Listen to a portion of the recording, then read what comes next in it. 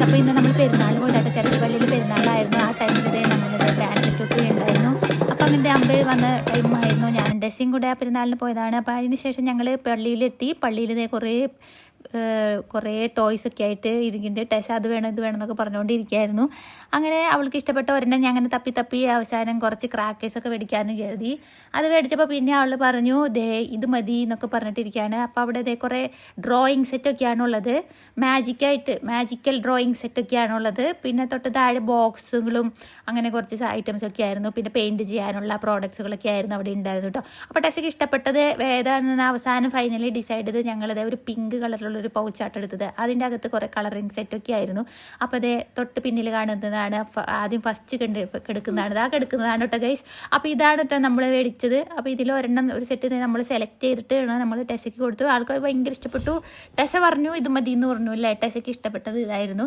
അപ്പോൾ അങ്ങനെ ടെസയ്ക്ക് ഡ്രോയിങ് ചെയ്യാനുള്ള ബോർഡൊക്കെ ആയിട്ടാണ് ടെസ പോകുന്നത്. അപ്പോൾ അതേ അങ്ങനെ ഞങ്ങൾ പള്ളിയിലോട്ട് പോകുകയാണ്. അപ്പോൾ അതിന് മുന്നേ ടെസയ്ക്ക് ഇതിനെപ്പറ്റി എല്ലാം പറഞ്ഞു കൊടുക്കായിരുന്നു. ഞാൻ കളർ ചെയ്യേണ്ടത് എങ്ങനെയാണെന്നൊക്കെ പറഞ്ഞു കൊടുക്കായിരുന്നു. അപ്പോൾ ടെസ ഓക്കെ പറഞ്ഞിട്ടുണ്ട്.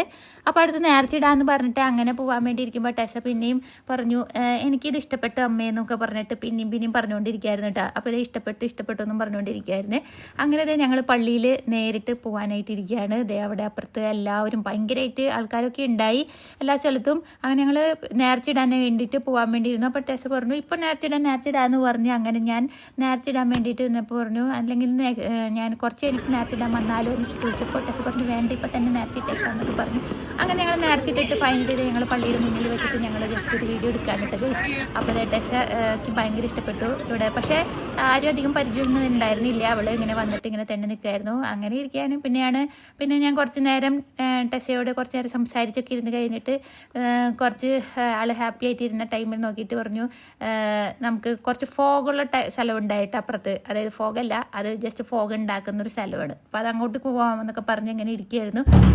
അതായത് അങ്ങനെ ഇരിക്കുമ്പോഴാണ് അത് ആകാശത്ത് കുറേ ലൈറ്റൊക്കെ ആയിട്ട് വന്നത്. പെരുന്നാളിൻ്റെ ശബ്ദങ്ങളും കുത്തുകളും ഡാൻസും പാട്ടുകളൊക്കെ ആയിട്ട് വന്നത് കേട്ടോ. അപ്പം ലൈറ്റ് എഫക്റ്റൊക്കെ അടിപൊളിയായിരുന്നു. അതുപോലെ തന്നെ ഇതിൻ്റെ അകത്ത് പള്ളിയുടെ മയിലും കണ്ടല്ലോ നല്ല അടിപൊളിയായിരുന്നു. ഇതാണ് ഞാൻ പറഞ്ഞത് ഫോഗ് എന്ന് പറഞ്ഞല്ലോ. ബാക്കിൽ ഇത് ഫാനൊക്കെ ഇട്ടിട്ട് ഫോഗൊക്കെ വന്നിട്ട് നല്ല ഭംഗിയിൽ നിൽക്കുകയാണ് കേട്ടോ. അപ്പോൾ ഇവിടെ നിന്നൊരു ഡാൻസൊക്കെ കളിക്കാൻ പറഞ്ഞപ്പോൾ ആൾ ഭയങ്കര നാണം കുണിയായിട്ട് നിൽക്കായിരുന്നു. ഡാൻസൊന്നും കളിച്ചില്ല. അവസാനം ഫൈനലി ഇതേ നമ്മളെ പാട്ടൊക്കെ ഇട്ടിട്ട് മ്യൂസിക് ലൈറ്റ് എഫക്റ്റ് ആണ് ഗൈസ്.